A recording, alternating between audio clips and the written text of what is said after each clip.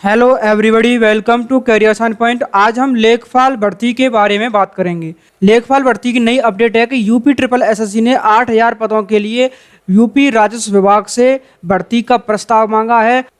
जैसा कि पिछली बार लेखपाल के ऑनलाइन फॉर्म निकले थे जिसमें 1300 पदों पर भर्ती होनी थी और उसमें ओबीसी के पद नहीं थे, इसलिए वह भर्ती स्थगित कर दी गई थी। उसके बाद लेखपाल भर्ती के ऑनलाइन फॉर्म नहीं चालू हुए, कई बार विज्ञापन आए लेकिन उसके बाद भी भर्ती चालू नहीं हुई। लेकिन इस बार यूपी ट्रिपल एसएससी ने जून 2020 तक के रिक्त पद 8000 पदों के लिए भर्ती का प्रस्ताव मांगा है। तो जाहिर सी बात है कि लंबे समय से लेखपाल भर्ती नहीं हुई है, ये लेखपाल भर्ती होनी है। तो इसके लिए आपको आवेदन के लिए थोड़ा इंतजार करना पड़ेगा। ऑफिशियल वेबसाइट पर इसका ऑफिशियल नोटिस जारी कर दिया जाएगा। लेखपाल भर्ती के ऑनलाइन फॉर्म या अगस्त में चालू होते हैं या फिर सितंबर में चालू होते हैं, लेकिन ये फॉर्म चालू होंगे, इसलिए आपको अपनी तैयारी पहले से रखनी है। आपको अपना सिलेबस पहले से ही कंप्लीट कर लेना है। तो आज की वीडियो में हम जानने वाले हैं कि लेखपाल के ऑनलाइन फॉर्म भरने के लिए उम्र क्या होगी कैंडिडेट की, और ट्रिपल सी डिप्लोमा इसमें लगेगा या नहीं लगेगा, या ट्रिपल सी डिप्लोमा नहीं है तो क्या वह कैंडिडेट अप्लाई कर सकते हैं। एग्जाम में नेगेटिव मार्किंग होगी या नहीं होगी, एग्जाम का नया पैटर्न और नया सिलेबस क्या होने वाला है, तो ये प्रश्न अक्सर कैंडिडेट के होते हैं। तो आज की वीडियो में आपके सभी कन्फ्यूजन दूर होने वाले हैं, तो आप वीडियो को पूरा अंत तक देखिए जिससे आपके सारे कन्फ्यूजन दूर हो जाएं। और जो हमारे चैनल पर नए हैं वो हमारे चैनल को सब्सक्राइब कर लें और साथ में बेल आइकन भी दबाएं, जिससे आपको हर गवर्नमेंट जॉब के नोटिफिकेशन प्राप्त होते रहें और साथ में कॉम्पिटिटिव एग्जाम की वीडियो भी मिलते रहें। तो चलिए जानते हैं पूरी जानकारी फुल डिटेल में। तो आपको दिखा देते हैं लेखपाल के 8000 पदों पर भर्ती की तैयारी के बारे में समाचार पत्रों में विज्ञापन निकले हैं, और ऐसे कई समाचार पत्रों में जब विज्ञापन निकले हैं तो ये लेखपाल भर्ती की 8000 पदों की भर्ती की सूचना का स्रोत है। तो ये 8000 पदों की भर्ती होने वाली है। अगस्त में फॉर्म ऑनलाइन होते हैं या सितंबर में होते हैं या जुलाई के अंत में होते हैं, ये भर्ती होनी है। तो इसलिए आपको अपनी तैयारी पहले से रखनी है। इसमें सीधी सीधी बात कही गई है कि यूपी ट्रिपल एसएससी ने नए सिरे से 3 चयन वर्ष का एक साथ मांगा भर्ती प्रस्ताव। 8000 पदों के लिए भर्ती प्रस्ताव मांगा है राजस्व विभाग से। लेकिन इसमें कई बार ऐसे प्रस्ताव निकले हैं, मगर अपने हिसाब से काम करने के लिए मशहूर राजस्व परिषद ने भर्ती का प्रस्ताव आयोग को भेजने की करीब 3 वर्ष लगा दिए और फाइलें इधर उधर घुमाने में। इस प्रकार योगी सरकार की प्राथमिकता यही होगी कि लेखपाल की भर्ती कराई जाए। तो अब आपको ज़्यादा इंतजार नहीं करना है, अपनी तैयारी सुनिश्चित कर लें, अपनी तैयारी शुरू कर लें। लेखपाल भर्ती की तैयारी करने के लिए आपके जो कन्फ्यूजन पैदा हो रहे हैं उनको मैं क्लियर कर देता हूं। तो चलिए जानते हैं। तो अब जानते हैं इन सभी प्रश्नों के उत्तर। सबसे ज़्यादा कैंडिडेटों के द्वारा प्रश्न पूछा जाता है, सबसे ज़्यादा कन्फ्यूजन होता है कि लेखपाल भर्ती में ट्रिपल सी लगेगा या नहीं लगेगा। तो इसके बारे में मैं आपको बता दूं कि लेखपाल भर्ती में कंप्यूटर नॉलेज होनी चाहिए। यूपी ट्रिपल एसएससी के द्वारा बताया गया कि ग्रेड सी या कनिष्ठ सहायक पदों के लिए कंप्यूटर नॉलेज होनी चाहिए, क्योंकि आजकल सभी कार्य कंप्यूटर बेस आधारित पर होते हैं। तो कंप्यूटर नॉलेज होनी चाहिए, और इसके लिए यूपी ट्रिपल एसएससी ने ट्रिपल सी को मान्य किया था।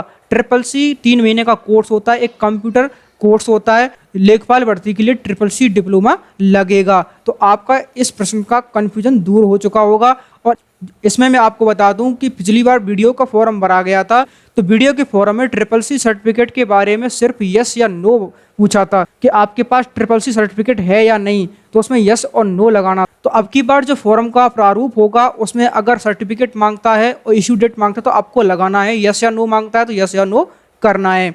और इसमें एक बात और है, अगर आपके पास ट्रिपल सी नहीं है तो आप नो, और ट्रिपल सी है तो यस करना।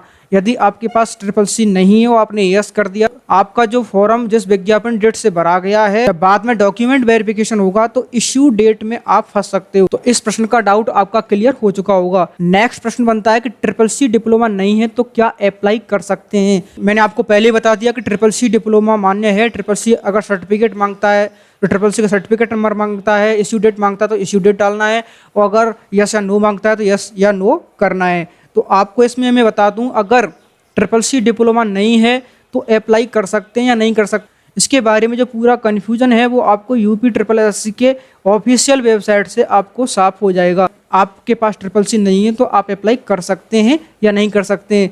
तो चलते हैं यूपी ट्रिपल एसएससी की ऑफिशियल वेबसाइट पर।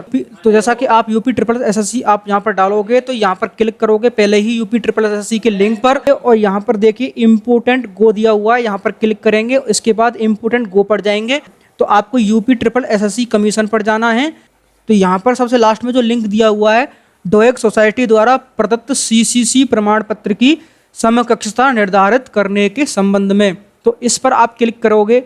देखिए इसमें पहला ही पॉइंट है, माध्यमिक शिक्षा परिषद उत्तर प्रदेश के साथ साथ केंद्र अथवा किसी राज्य सरकार द्वारा स्थापित किसी संस्था, शिक्षा बोर्ड, परिषद द्वारा संचालित हाई स्कूल अथवा इंटरमीडिएट परीक्षा में पृथक विषय के रूप में कंप्यूटर साइंस विषय को लिया गया हो। यानी आपने अगर माध्यमिक शिक्षा परिषद या इंटरमीडिएट में अगर किसी एक विषय या किसी एक विषय के रूप में आपने कंप्यूटर साइंस लिया है तो आपकी जो इंटरमीडिएट की जो सर्टिफिकेट है वो ट्रिपल सी के समकक्ष माना जाएगा, तो आप एलिजिबल होंगे फॉर्म भरने के लिए।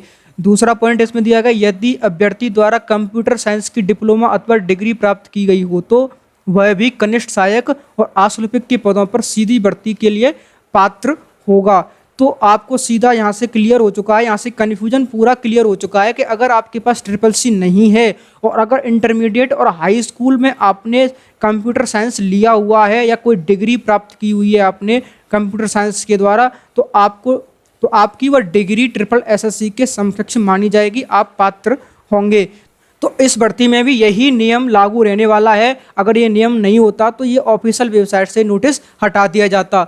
तो मैंने आपको बताया था कि वीडियो के एग्जाम में यस और नो पूछा था, तो वहाँ तो सही आप यस और नो लगा सकते हो। यदि अगर सर्टिफिकेट नंबर और इशू डेट मांगता है तो क्या करेंगे कैंडिडेट, तो ट्रिपल सी का सर्टिफिकेट नंबर और इशू डेट कैसे डालेंगे अगर नहीं है तो उसमें आपको जो सर्टिफिकेट आपके पास है कंप्यूटर साइंस वाला जो सर्टिफिकेट है तो उस सर्टिफिकेट का नंबर और इशू डेट आपको डालना है, तो वहाँ से आपका ऑनलाइन आवेदन हो जाएगा। तो अब जानते हैं हम तीसरे सवाल की तरफ, एग्जाम में नेगेटिव मार्किंग है या नहीं। तो एग्जाम में नेगेटिव मार्किंग है या नहीं इसके बारे में आपको क्लियर कर देता हूं कि जैसा कि पिछली बार जो वीडियो का एग्जाम हुआ था यूपी ट्रिपल एसएससी के द्वारा उसमें नेगेटिव मार्किंग थी। जैसा कि अब अगर भर्ती निकलती है, ऑनलाइन आवेदन होते हैं, तो सीधी सी बात है कि ज़्यादा से ज़्यादा फॉर्म भरे जाएंगे। तो इस लॉकडाउन के चलते, कोरोना महामारी के चलते रोजगार भी छूट गया है लोगों का, तो इसलिए आवेदन इसमें ज़्यादा होंगे। इसलिए सभी को लगता है कि सबसे सेफ और सिक्योरिटी जॉब अगर है तो गवर्नमेंट जॉब है, तो इसलिए सभी अप्लाई करने वाले हैं। और इसमें एज भी आपकी 18 से 40 होने वाली है। एज के बारे में आपको बताऊं तो 18 से मिनिमम 18 होने वाली है और मैक्सिमम 40 होगी, तो 18 से 40 होगी, इसलिए कैंडिडेट भी बहुत ज़्यादा होंगे और आवेदन इसमें ज़्यादा होंगे। तो इसमें जो सिलेक्शन प्रोसीज है उसे सरल बनाने के लिए, इसकी छटनी अच्छी करने के लिए इसमें नेगेटिव मार्किंग होना आवश्यक है। 99% इसमें नेगेटिव मार्किंग होगी अब की बार, तो ये आपका भी कन्फ्यूजन दूर हो चुका है। अब जानते हैं चौथे क्वेश्चन की तरफ, एग्जाम पैटर्न, यानी कि नया एग्जाम पैटर्न, नया सिलेबस क्या होगा, नया एग्जाम पैटर्न और नया सिलेबस क्या होने वाला है। तो अब जानते हैं नया पैटर्न और नया सिलेबस क्या होने वाला है। तो यहाँ आइए आप सबसे पहले जानते हैं यूपी एसएससी लेखपाल 2020 चयन प्रक्रिया। तो सभी उम्मीदवारों की चयन निम्नलिखित चरणों के आधार पर किया जाएगा और ऑनलाइन परीक्षा होगी, उसके बाद दस्तावेज सत्यापन होगा। तो यूपी लेखपाल का सिलेबस जानते हैं। तो इस परीक्षा में 100 अंक का प्रश्न पत्र होगा तथा परीक्षा की अवधि 1.5 घंटे होगी, 1 घंटे 30 मिनट रहेगी और प्रत्येक प्रश्न के लिए 1 अंक निर्धारित है। गलत उत्तर का ऋणात्मक अंक काटा जाएगा, लेकिन अभी कितना अंक काटा जाएगा इसके लिए हमें ऑफिशियल नोटिस का इंतजार करना पड़ेगा, कितनी नेगेटिव मार्किंग रहने वाली है। तो पैटर्न इसमें जानते हैं। सब्जेक्ट इसमें सामान्य हिंदी, जिसमें 25 क्वेश्चन होंगे और 25 नंबर के होंगे, प्रत्येक प्रश्न 1 नंबर का होने वाला है। दूसरा सब्जेक्ट मैथमेटिक्स गणित है, इसमें 25 क्वेश्चन 25 नंबर के। जनरल नॉलेज सामान्य ज्ञान, ये भी 25 क्वेश्चन और 25 नंबर होने वाले हैं। और चौथा है ग्राम समाज एवं विकास, ग्राम समाज एवं विकास के 25 क्वेश्चन और 25 नंबर के होंगे। तो जानते हैं इसके बारे में और जानकारी। तो इस सिलेबस में ज़्यादा कोई बदलाव होने वाला नहीं है, यही सिलेबस रहने वाला है। तो इसी सिलेबस के आधार पर आप अपनी तैयारी करें। अगर कोई ऑफिशियल नोटिफिकेशन आता है, ऑफिशियल सिलेबस आता है, तो उसमें कोई ज़्यादा फेरबदल नहीं होगा, यही सिलेबस रहने वाला, 99% यही सिलेबस होने वाला है और आप इसी सिलेबस के आधार पर अपनी परीक्षा की तैयारी करें। तो जानते हैं हिंदी में व्याकरण, शब्दार्थ, शब्दों का प्रयोग, रस, अलंकार, समास, पर्यायवाची, विलोम, तत्सम एवं तद्भव, वाक्यांशों के लिए एक शब्द, लोकोक्तियां एवं मुहावरे, वर्तनी, वाक्यांश संशोधन, संधियां, लिंग, वचन, कारक, त्रुटि से संबंधित अनेकार्थ शब्द, अशुद्धियां, वाक्यों को शुद्ध करना, अनेक शब्दों के लिए एक शब्द, क्रिया से भाववाचक संज्ञा बनाना, रचना एवं रचयिता। और गणित के बारे में जाने तो संख्या प्रणाली, प्रतिशत, लाभ हानि, सांख्यिकी, तथ्यों की वर्गीकरण, आवर्ती वितरण, सरलीकरण, संचयी, आवर्ती तथ्य, बार चार्ट, पाई चार्ट और जियोमेट्री के ये सभी टॉपिक रहने वाले हैं। बीज गणित के सभी टॉपिक रहने वाले हैं। तो ये सभी पूरी पीडीएफ में आपको वीडियो के डिस्क्रिप्शन में दे दूंगा, वहां से आप इस पूरे सिलेबस को रीड करके अपनी तैयारी सुनिश्चित करें, अपनी रणनीति बनाएं। तो इस परीक्षा में कंप्यूटर नॉलेज से भी प्रश्न पूछे जाएंगे। ये टॉपिक हैं जो कंप्यूटर नॉलेज से प्रश्न यहाँ से बनेंगे। जनरल नॉलेज के विषय में उत्तर प्रदेश जीके महत्वपूर्ण है, उत्तर प्रदेश जीके से बहुत प्रश्न बनते हैं और ऑल इंडिया जीके से ही प्रश्न बनेंगे। करंट अफेयर्स वगैरह हैं, इंडियन पॉलिटी, इंडियन हिस्ट्री, ये सभी सब्जेक्ट आने वाली हैं। और इसके साथ मैं आपको बता दूं ग्राम समाज एवं विकास, ग्राम समाज एवं विकास के पॉइंट भी आपके आने वाले हैं। राजस्व प्रशासन घटक और समारोह, ग्रामीण विकास के लिए योजना और केंद्र सरकार के लिए जो भारतीय केंद्र सरकार के द्वारा निकाली गई योजनाएं और राज्य सरकार के द्वारा निकाली गई योजनाएं। तो ग्राम विकास के लिए केंद्र सरकार की योजनाएं ये दी गई हैं और इसके बाद यहाँ पर ग्राम विकास के लिए राज्य सरकार की योजनाएं।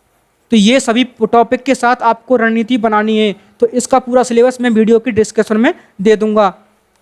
तो आशा करता हूँ आपको ये वीडियो अच्छा लगा हो। अगर अच्छा लगा है तो लाइक एंड शेयर जरूर करें और ऐसे ही वीडियो प्राप्त करने के लिए हमारे चैनल को सब्सक्राइब करें। कॉम्पिटिटिव एग्जाम के महत्वपूर्ण टॉपिक की पीडीएफ प्राप्त करने के लिए आप हमारे टेलीग्राम चैनल और फेसबुक पेज से ज्वाइन हो सकते हो। वहाँ से आप इम्पोर्टेंट टॉपिक के पीडीएफ प्राप्त कर सकते हो।